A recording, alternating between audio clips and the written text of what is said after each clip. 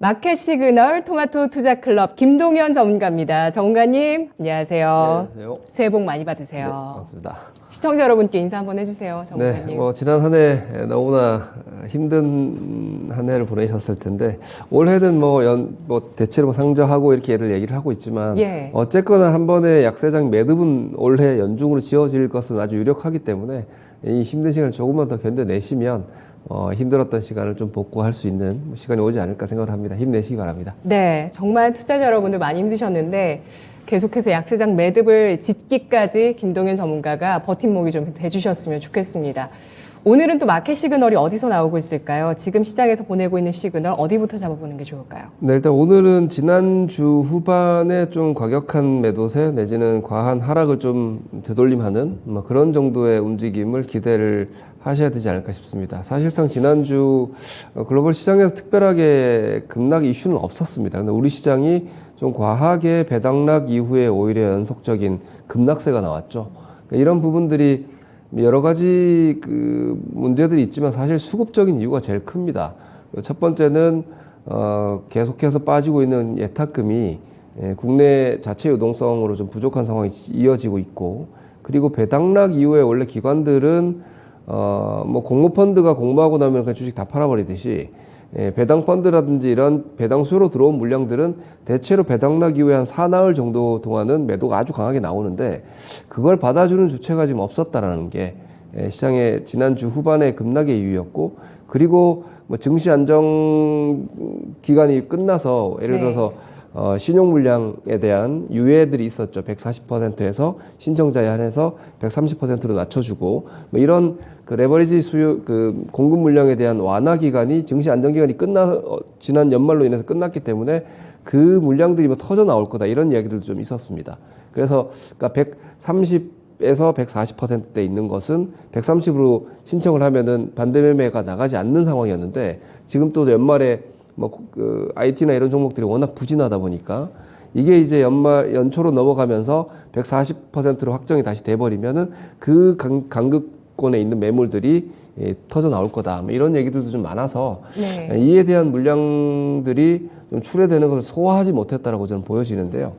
연말에 불안감이 사실 미증시의 우려감까지 이어졌었는데, 미국 시장은 이틀간의 거래에서 목요일 시장은 급반등을 했고, 금요일 시장도 장 초반에 아주 약했던 것을 되돌림을 주면서 마무리했기 때문에 우리 시장이 지난 배당 물량에 대한 배당락 이후의 급락세가 강하게 나왔지만, 이번 주 초에는 좌우간 지난주 하락이 좀 과했다라는 정도의 인식으로 좀 반등하지 않을까, 이렇게 볼 수 있겠고요. 주간 일정도 일단 수요일까지는 특별할 게 없습니다. 사실 보시다시피 FMC 의사록과 ISM 제조업 PMI가 나오는데, 수요일 지표와 그 데이터들을 시장은 좀 긴장을 하면서 아무래도 볼 테고, ISM 제조업 지수가 지난달에 50이 깨졌기 때문에 49에서 얼마나 더 떨어질 것이냐, 이런 부분들이 특히나 반도체라든지 경기 민감 제조업 쪽에 영향을 끼칠 수 있기 때문에 이 수요일에 대한 경계감, 그리고 6일에 이제 고용보고서가 나오기 때문에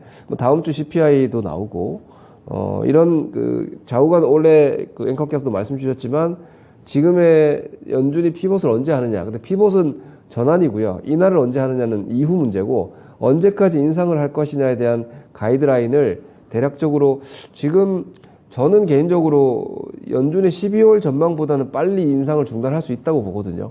이런 측면에서 보면 이런 데이터들이 좀 고용이 이제 조금 지난주에 미국이 반등한 이유도 주간 실업수당 청구 건수의 수치가 아주 높진 않았지만 예상보다 좀 높게 나온 점, 이런 부분들이 이제 고용 시장에도 긴축 효과가 조금씩 반영이 되는 게 아닌가라는 정도의 시그널만 주면, 오히려 금요일 기점으로 해서 이런 연준의 긴축이 좀 더 일찍 종료될 수 있다는 기대감으로 반등도 한번 가능하기 때문에, 오히려 저는 12월이 좀 과도한 하락이었다, 월 말까지.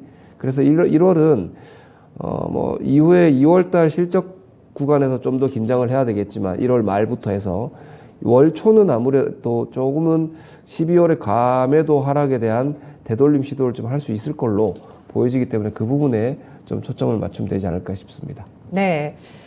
미국의 고용지표 악재는 결국에 미국장의 반등에 힘이 되어주는군요. 지난주에도 한 차례 확인을 했고요. 말씀해 주셨듯이 지난주 금요일장 후반에는 미국장이 오르고 조금 내렸지만 결국에는 두 거래일 모두 양봉으로 마감되는 움직임이었습니다.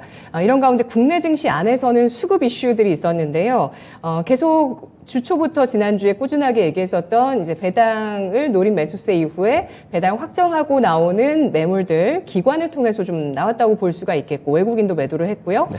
대주주 확정한 이후에 오히려 또 개인 쪽에서 매수세가 이틀 연속 들어왔습니다. 그리고 여기에 플러스 알파로 아까 말씀해 주신 목요일장에 좀 주로 나왔던 내용인데요. 증시 안정 대책이 이제 해제가 되면서 내년부터 그런 그 신용 물량이 좀 출회될 수 있다는 가능성들이 얘기가 됐었거든요. 네. 1월장에 남아있는 수급 변수라고 봐야 되겠죠? 네, 그렇죠. 근데 일단 우리 시장이 사실 주식시장이 주식시장을 좀 오래 보신 분들은 이런 생각을 하실 때가 있어요. 별거 없는데 대단하게 움직일 때가 가끔 있습니다. 네. 그게 저는 지난 연말장이 아니었나 이렇게 생각을 하는데 그게 역으로 보면은 나쁜 것일 수도 있고요. 혹은 말 그대로 속임수 움직임일 수도 있는 것인데 저는 지금 시장에 사실 우리 투자자분들께서 뭐 디테일한 여러 가지 상황들도 판단을 많이 하시지만 제일 중요한 건 무너지느냐 아니냐. 뭐 여기에 대해서 예를 들어 리스크 관리적 관점에서는 2100대가 무너져서 뭐 혹자들이 얘기하는 뭐 1800, 1700 가는 그런 급락이 나오는 게 아닌가 이런 걱정이실 것 같은데 저도 마찬가지입니다. 올해 최대 리스크는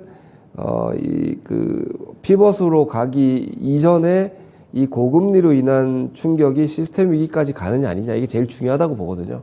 가지 않으면 2100대 혹은 미국 시장도 적당한 박스권이 될 거고 뭐 대단한 경기는 아닐 테니까 뭐 내후년은 보더라도 2023년도 같은 경우는 어쩔 수 없이 무너지지 않으면 박스이고 무너진다라면은 한번 쏟아내고 가야 되는 상황이기 때문에 그게 언제냐인데 그걸 저는 계속해서 신용 데이터나 위험 시그널로 보고 있는데요.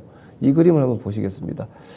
우리 시장의 사실 미국의 빅스 지수를만 제가 많이 보여드리는데 해당 차트는 한국의 변동성 지수입니다. 코스피 200에 대한 변동성 지수인데요. 이게 보시면은 지난 2020년도에 시장이 3,000대에서 2,700대까지 급락을 할 때 그리고 2,600~700대가 무너지면서 2,400대, 300대까지 급락을 하고 다시 또 2,400대에서 2,100대까지 급락을 했던 세 차례는 모두 변동성 지수가 급등을 한 걸 보실 수 있습니다. 이게 전형적으로 시장 변동성이 커지면서 급락했던 패턴인데 이번엔 보시면은 2,400대 무너지면서 특히나 월말에 급격한 급락세에서 변동성 지수가 움직임이 없죠. 이것은 일반적인 시장의 위험 프리미엄이 높아지면서 나타나는 안전선호 현상으로 보기는 좀 어렵다고 봅니다. 네. 그럼 이 부분을 어떻게 해석할 거냐라는 부분에서 앞서 말씀드렸던 수급적 이벤트, 배당과 그리고 이 배당 이탈 물량들 그리고 대주주 과세 여부가 이번에 워낙에 이슈가 뒤로 밀려왔었기 때문에 그런 그 큰 물량들의 손바뀜이 오히려 아래쪽에서 이루어지면서 나타나는 저는 일시 현상이라고 봅니다. 그러면 현 상황에서 글로벌 시장을 무너뜨리고 우리 시장을 무너뜨릴 만한 시스템 위기는 주말에도 없었습니다. 여전히 저 좀 아래쪽에 있는 그림이긴 한데 저는 이 부분을 계속해서 좀 보여드리고 있는데 이 하이힐드 스프레드는 여전히 4.8입니다. 지금 미 국채 10년물 금리가 4%를 넘지 않는 상황이라면은 이 4.8%의 하이힐드 스프레드는 아직까지 뭐 급격한 위험 시그널이 켜져서 안전 선호 현상으로 보여지고 이것이 시스템 위기로 가는 전조라고 하기에는 너무 낮은 수치입니다. 이런 점을 감안하면은 네. 지금은 그동안 약했던 시장에 대한 뭐 기술적인 매물소화 내지는 수급 부재로 인한 지그재그 등락이 아닌가라고 일단 보는 것이 좀 유력하기 때문에 이제 이런 거죠. 바닥이 언제냐를 노리신다라면은 아직은 자신있게 제가 2100이 바닥을 찍었다라고 하기엔 앞서 말씀드린 시스템 위기로 갈지 안 갈지는 올 최소한 상반기 정도는 봐야 될 것 같거든요. 네. 이건 좀 부족하지만 그래서 만약 그동안 시장을 보수적으로 보셨던 분들이라면 뭐 좋아져 봤자 아직은 뭐 상단한 2500대 정도를 아직은 넘지 못할 거야. 이 정도 보시면 되는데 역으로 주식을 그동안 가지고 계셨거나 혹은 공격적으로 노리시는 분들이라면은 이 정도에서 던지는 거는 전 아닌 것 같고 더군다나 매수를 노린다면은 이쯤이면 또 저가 매수를 한번 해봐도 되지 않나. 레벨 자체가 2,500대 정도로 잡으시고 그리고 지금 많이 떨어져 있는 종목들도 있고 상대적으로 괜찮은 종목군들도 어느 정도 필터링이 돼 있기 때문에 그러한 상대적으로 괜찮은 종목군들 절반 과대낙폭 반등 절반 정도의 전략은 가도 되지 않을까. 저는 일단 연초 전략은 그렇게 보고 있습니다. 네. 신용 리스크를 판단할 수 있는 대표적인 신용 지표, 미국의 하이힐드 스프레드 낮은 수준 유지되고 있고 빅스 지수 역시도 낮은 수준에서 일단 미국 장은 좀 버텼고 우리 장은 하락하는 움직임이 지난주 나왔습니다. 코스피 같은 경우에는 2230선까지 밀려내려서 있는데 그러면 이번 주에는 어느 정도 회복세가 좀 일어나야 되겠죠? 네. 예, 보시는 지수대가 어느 정도까지 회복인가요? 네, 일단 나스닥 지수의 그림을 잠시 한번 먼저 보여드리겠습니다. 우리 시장은 뭐 실질적으로 반도체 영향력이 압도적일 수밖에 없고요. 최근에 지수의 움직임은 2차 전지와 반도체 섹터가 아무래도 시총 상위권에 대거 포진해 있기 때문에 이 2차 전지와 반도체 섹터의 움직임이 지수 연동을 좀 강하게 줄 수밖에 없을 것이고, 나스닥 같은 경우에도 그런 종목군들이 투자 심리에 영향을 많이 주고 있는데, 지난 주말에 테슬라가 저는 강한 반등 바닥권 신호를 줬다고 보고 있거든요. 그러면 이 테슬라 쪽에서 시장에서 강하게 영향을 주었던 것이 자동차, 완성차, 2차 전지 관련 종목들의 투자 심리가 급등했었는데 이 부분도 조금 풀리지 않을까 싶고요. 그리고 나스닥도 지금 보시면은 아래쪽에서 이 자리를 아직 당장 막 무너뜨리고 깨질 만한 모습은 아닌 것 같아요. 그러면 위쪽으로 공간이 아직은 나스닥 지수 한 11,000포인트대 정도까지는 최소한 좀 나올 수 있는 자리이고, 그리고 우리 시장 지수를 보면은 지난주 금요일 날 다음 그림을 보시면 이게 사실 그냥 일반 차트로 보면 대단히 안 좋은 그림입니다. 왜냐면 저 위쪽에 제가 직선을 쭉 꺼놓은 직선 추세선이죠. 이 안으로 다시 들어왔거든요. 이건 뭐냐면 추세선 돌파를 시도했다가 다시 하락 추세 안으로 들어와 버린 겁니다.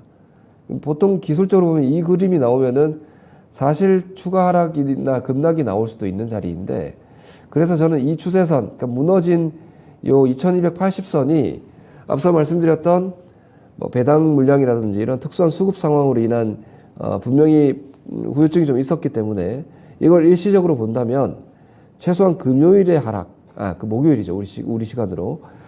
저 말일의 하락인 2276, 뭐 그냥 반올림해서 2280을 얼마나 빠르게 회복을 하느냐가 연초에 추가 급락은 아니고 뭐 여전히 좀 부진은 하나 다시 하락 추세로 들어가서 저점을 깨고 내려가는 정도는 아니구나, 혹은 10월 11월 반등이 나온 것처럼 지그재그의 한 단계 또 저점이 확인되고 다시 또 반등이 뭐 2400이든 500이든 조금 더 나올 수 있는 정도까지는 만들어질 수 있겠구나라는 기준을 한 2280 정도로 지수 기준으로는 잡고 보시면 될 것 같고요. 한 가지 더, 일단 이건 연간인데 연초가 우리가 이 시간이 제가 위클리로 출연을 하니까 일주일 전략이 사실 제가 말씀드린 핵심이긴 하나, 사실상 올 연초로 보면은 이번 일주일, 이번 1월 다 별거 아닙니다. 사실 투자를 하루 이틀 하고 마는 게 아니기 때문에 네. 이 그림을 잠깐 보시면은 우리 시장이 한 해 큰 폭으로 하락을 하고 그 이듬해 별로 나빴던 적이 없습니다. 이건 이제 물론 지난 20년간의 뭐 상황이기 때문에 앞으로도 계속 이럴 거라는 보장은 없지만, 제가 이전에 여러분들께 10월, 11월, 12월 그나마 그렇게 나쁘지 않다, 그러니까 통계적으로 보면은 10월 주식 사면은 손해를 잘 안 본다, 이런 얘기를 제가 뭐 한 30년 통계로 80% 이상이라는 얘기 또 해드렸고, 그때 당시에 실제로 반등이 나왔거든요. 네. 그러니까 이것도 보면은 우리 시장이 IMF 때는 국가 부도 사태였으니까 3년 동안 하락을 했지만, 이렇게 큰 폭의 하락을 20년간은 하고 그 이듬해는 최악이었던 구간이 19년이었던 것 같습니다. 그 다음 해에 저점이 한번 깨졌는데 그 저점이 깨뜨린 이후에 하반기에는 다시 양봉 전환이 됐거든요. 그러면은 경제 상황이나 뭐 혹은 지금 밸류에이션도 사실 그렇게 부담스럽지 않은 상황이고, 올해 1분기 내지는 내년 올해 2분기 정도로면은 대체로 이익 하향이 다 조절이 될 거예요. 그러면 EPS 하향 조정이 마무리가 된다라고 치면, 그래서 대체로 상저하고로 얘기하는 분들이 다 그 논리거든요. 이걸 그냥 구조적으로 상저하고가 되든 아니든 구조로만 생각하면 올해 하단은 투자 기회로서는 좋은 자리죠. 그러니까 우리가 주식에 물려 있는 분들은 내 주식 어떻게 되냐 이 생각만 하기 때문에 언제 본전되냐 생각을 하지만, 이걸 객관화 시키려면 사실은 사는 사람 입장도 한번 생각을 해보면 되거든요. 그럼 사는 사람 입장에서는 2023년을 어떻게 바라보고 있을까? 좋은 찬스.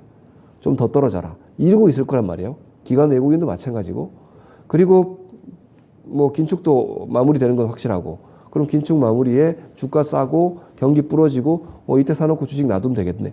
이런 식으로 분명히 현금 갖고 있는 분들은 생각을 할 테니까 쉽게 말하면 이번 상반기나 올해 나오는 하락을 좀 더 견디거나 내지는 연초에 반등 좀 나왔을 때 내가 나중에 혹시라도 나올 수 있는 그때 뭔가 할 수 있게끔 현금을 한 30이라도 놔두시면 좀 버티고 거기서 기회를 잡을 수 있지 않을까 이렇게 전략을 수립하고 가시는 게 맞을 것 같고요.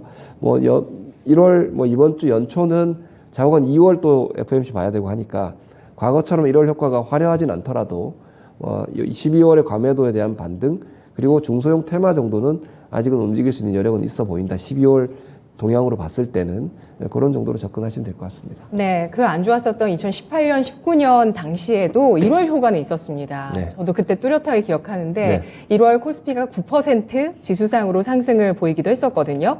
1월 첫날은 그날 분위기 안 좋았었어요. 그런데 그러고 이제 올라갔었는데 자, 이번 달 1월 효과의 시작점 많이들 탐색해보고 계시겠죠? 김동현 전문가가 오늘 장에 놓치지 말아야 할 마켓 시그널 제시해드리겠습니다. 전문가님. 네, 말씀드린 대로 지난주 과매도에 대한 반등 시도는 있을 걸로 보이고요.